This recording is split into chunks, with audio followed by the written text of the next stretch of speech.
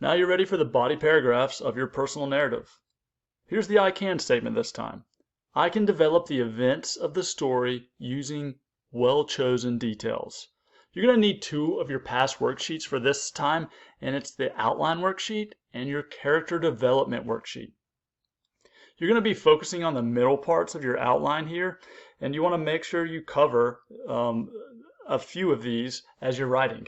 And for the character development, you want to make sure that your readers know who your character is by the end of your body paragraph. They should know him well. For example, in the conclusion paragraph, they shouldn't be learning new things about him, but they should learn almost everything about him through the body paragraphs. So both of these worksheets will be important as you write the body paragraphs. They will both help to write the events of the story, which is the I can statement that we're aiming for today. Now here's the body paragraphs worksheet. Let's look at the directions at the top of it. Using your outline, develop the major events of your story by using important details that the reader needs to know. All right. Let's see how Jake did this one. All right. Here's Jake's body paragraphs. You can read these if you want to later, but I'm going to focus on a few parts of it.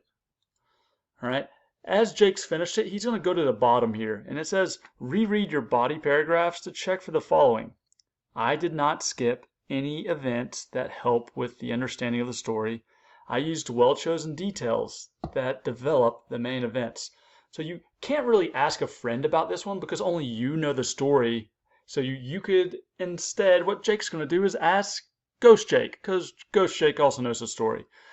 All right, what do you think, Ghost Jake? Did I do both of these things? And maybe Ghost Jake would say something. Yeah, I don't think so. Oh, then regular Jake would be forced to prove Ghost Jake wrong by finding these in the paragraphs. He would say, no, Ghost Jake, look, I wrote about meeting Sam right here. It's there. And I also wrote about playing with Legos with Sam also. It's right there. I did what I was supposed to. But I agree, I didn't write about these two, but that's because I'm going to put them in my conclusion paragraph. So they'll be in my next part. Then maybe Ghost Jake could change his mind. That was awesome. And this is okay to do this. And so you would be okay to check both of these and go on to the next part. Now let's talk about what Jake did. He used his first major event to write his introduction, and he put a setting in there also. And then he did something a little different with his body paragraphs. He only used the next two to write his body paragraphs instead of using the next three.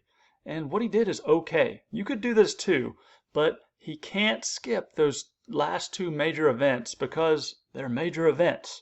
So he said he's going to put those in his conclusion. And the teacher will have to check to make sure when he writes his conclusion that he has both of these major events. All right, and once you get to this point, you're ready for a teacher to come by and check to make sure you've covered everything.